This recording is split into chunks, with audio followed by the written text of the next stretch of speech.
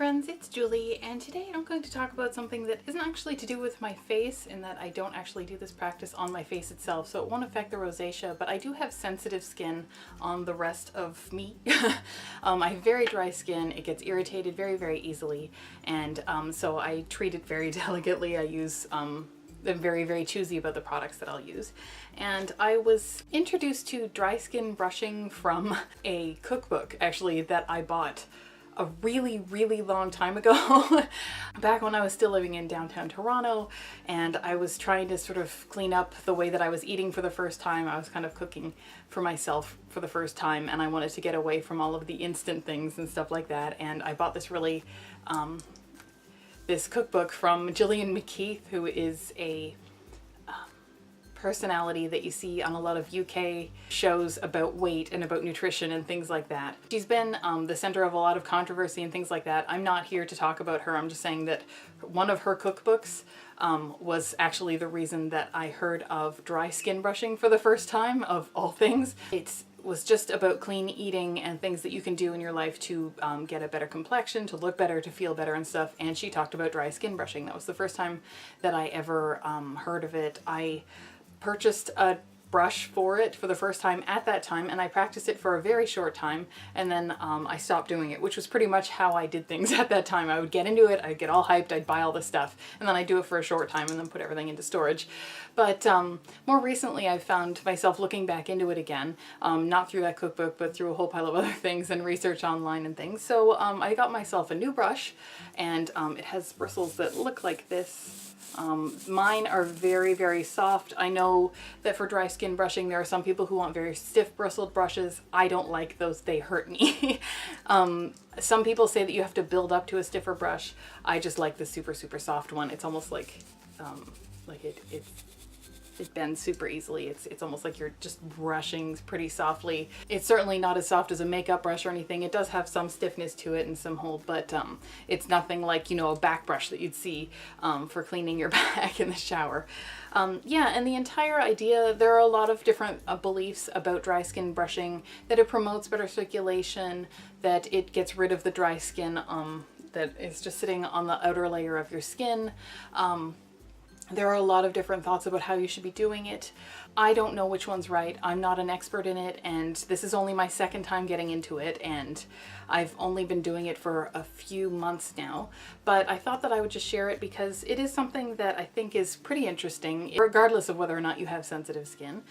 So basically you take a brush like this. I would recommend starting off with a softer one, just because if you dive right in there with the hard one, you probably won't like it. Maybe you can build up to that, but start with a softer one, in my humble opinion.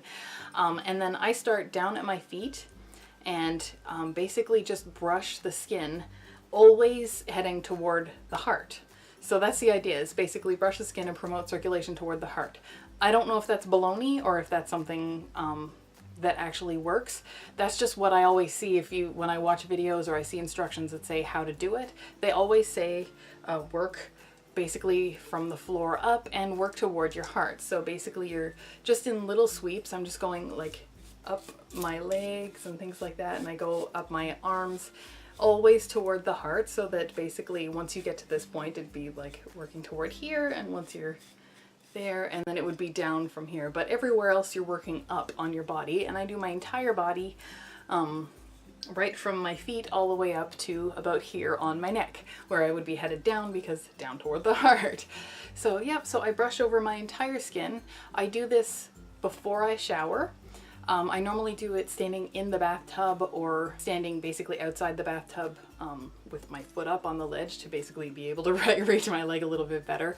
The reason is that in my head this is actually brushing off dry skin cells, so I would rather have them fall into the bathtub and then I shower and rinse them all away.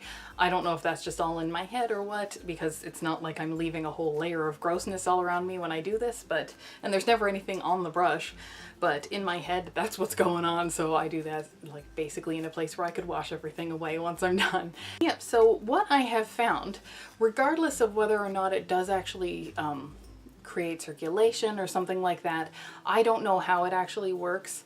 I know what the claims are, so I mean that could very well be it. I'm not an expert in any of that stuff, But what I do know from doing it, from actually practicing this for a while, is that if I do this on nearly a daily basis, my skin becomes very soft.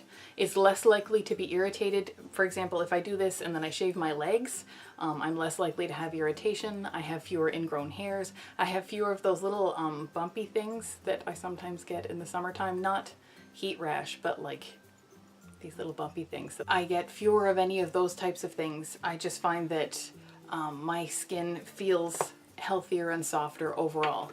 I don't know if that's a placebo effect or if that's something that's actually happening, but it's makes enough of a difference, and I like it enough that it's definitely a practice that I will continue.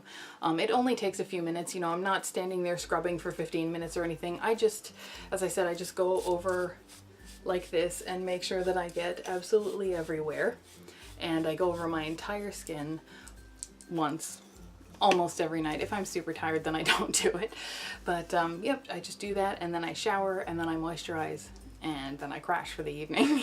So it's all a part of my winding down routine. I find that a bedtime routine is extremely important because I struggle to sleep. So actually getting into a rhythm and doing the exact same routine every night helps me to wind down, and I sleep way better. So I don't mind adding an extra step like flossing or dry skin brushing, because it's just all a part of the calming and pampering thing that just eases me to sleep every night. So yeah, I just thought that I would bring that up because this has actually done quite a difference, in my opinion, in my skin. I do not do it on my face, as I said, at all, but I do it from about here down. And I do think that it's absolutely lovely. I know that there are some warnings in videos that talk about this that say if you have some certain heart problems and things like that, you should talk to your doctor before doing it. You should probably talk to your doctor before doing it anyway, because you're scraping a brush against your skin. So and I'm certainly not an expert in any sense, so I could be doing it and it's fine for me, but it doesn't necessarily mean that it's fine for you. But it is worth investigating, I think, because I'm really loving the results, just in terms of the way that my skin looks and the way that it feels, both. So that's enough for me to certainly want to keep doing it. But yeah, so I thought that I would just share that with you because I found that was really interesting, and I'm really glad that I've started doing it again. If you actually have already tried this, or if you do it regularly, I hope you will share that with me in the comments. I would love to hear if there are lots of other people doing this, if this is only a pretty limited thing, if you've even never heard of it. And do you actually, how do you feel that it works? Is it just from basically exfoliating your skin? Do you think that it helps promote circulation? Do you think the direction of the brushing actually makes any difference at all? I'm just curious as to what you think about that. I hope you did like this video. I hope it was informative, or at least fun for you. If you did like this video, please give it a thumbs up. And if you want to see more videos like this, or about the stuff that I do to keep my rosacea under control, I hope you will subscribe to my channel if you haven't already. I make new videos every Sunday and most Thursdays. And other than that, I will see you next time.